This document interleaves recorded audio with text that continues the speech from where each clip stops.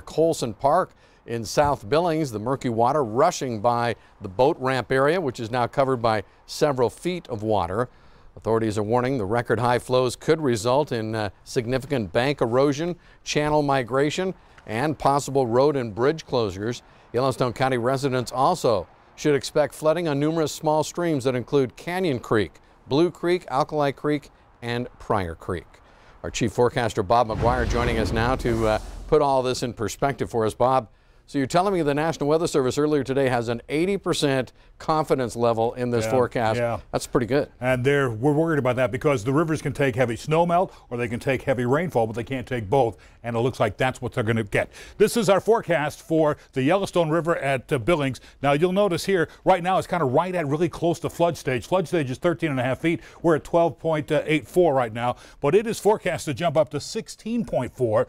That would be an all-time record high. The old record high in the Yellowstone River for flooding is 15 feet. That's a lot. Meanwhile, let's show you what's happening at the Clarks Fork at Edgar. It's also right at minor flood stage right now. It's forecast to go to 10.8 feet. That would also put it in the major flood stage and way above flood record.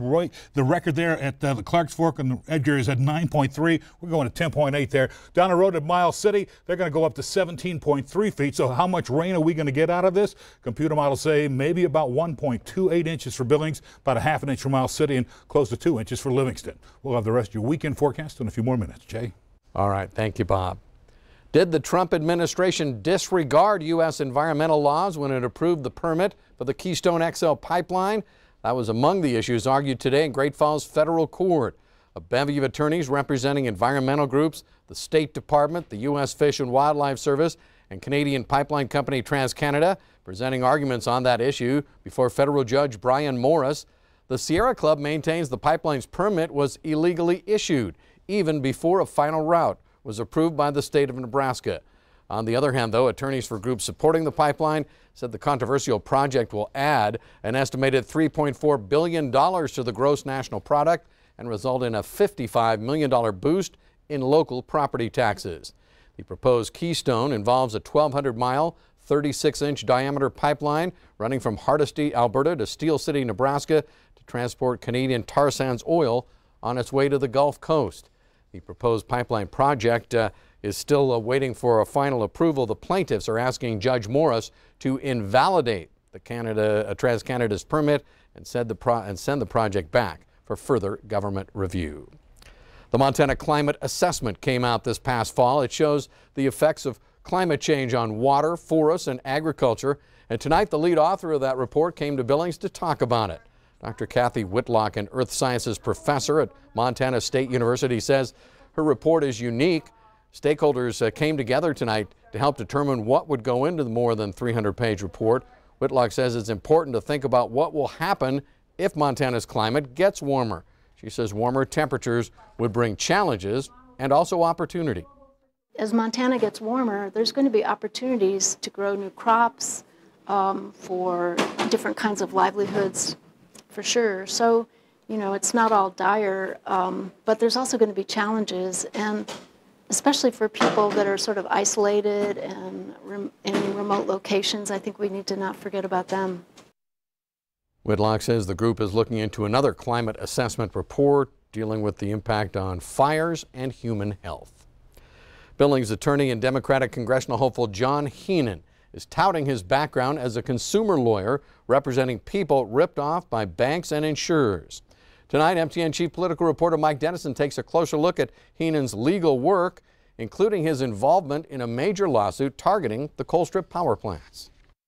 U.S. House candidate John Heenan, one of 5 Democrats competing for their party's nomination to challenge Republican Congressman Greg Gianforte this fall, has won some big cases as a plaintiff's attorney, like a $2 million judgment for a Billings couple that had a wrongful foreclosure on their home, and a $2.7 million award against Geico Insurance when it refused to pay benefits to a Billings woman whose husband was killed by an uninsured driver in 2011. I stick up for people against banks, against payday lenders. I get to represent widows when insurance companies deny their claims. I'm very proud of what I do, and really it's what I want to continue to do as Montana's representative in Congress. Yet he also was one of 2 lawyers filing the suit by environmental groups against the owners and operators of the Colstrip power plants in 2013, accusing them of clean air violations. That suit was settled in 2016, with Colstrip owners agreeing to shut down plants 1 and 2 by the year 2022. Heenan was asked at a debate earlier this month whether his role in the case could become a point of attack by Republicans this fall. I don't think so at all. You know, my background, and I've been unabashed about it, is I stand up for people against corporations that violate the law. And the circumstances of that case was there was a corporation that couldn't comply with the Clean Air Act. He says work on the case later transferred to other lawyers for the environmental groups, and that his involvement was minimal. Heenan also says he's visited Colstrip several times during the campaign and supports efforts to help its workers. Heenan's extensive record as a lawyer no doubt will be fodder in the campaign, should he win the June 5th primary. The question is, will it be a positive or a negative? Reporting from Helena, Mike Dennison, MTN News. Thank you, Mike. As Mike pointed out, Heenan is among 5 Democrats now vying to challenge first-term Republican Congressman Greg Gianforte in November. Today, by the way, is the 1-year anniversary of Gianforte's confrontation with a reporter from the Guardian newspaper. It happened during last spring's special congressional election. Eventually, Gianforte pleaded guilty to misdemeanor assault against reporter Ben Jacobs. Well, this coming fall, a small school tucked in between Billings and Shepherd will go back to its roots and once again will welcome 7th and 8th grade students. Q2's Janelle Slade tonight shows us why and what makes Pioneer School students and teachers want to stay.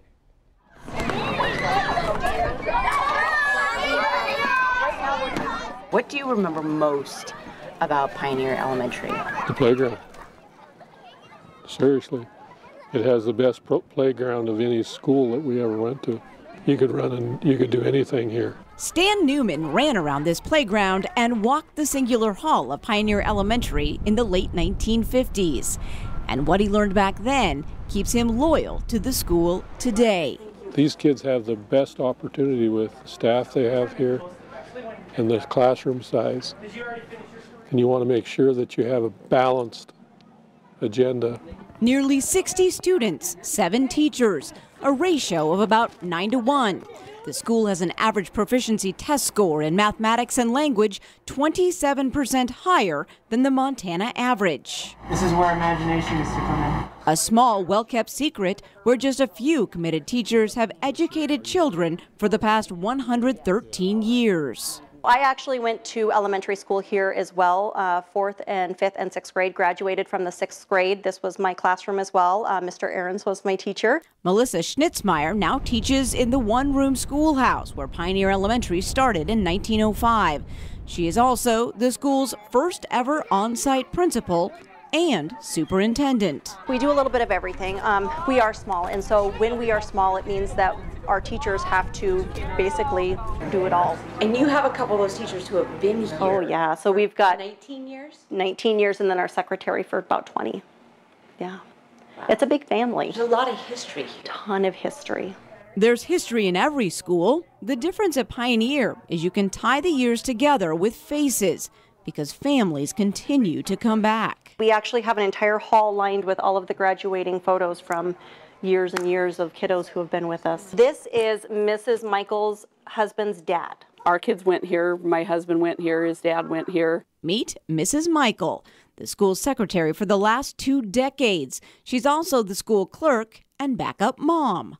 Kill a lot of spiders that are this big. And then I go, and they're this big. I think we're just able to have way more one-on-one attention. We all know all the kids, and you know, that just, I think that makes a big difference. And of course, the best playground.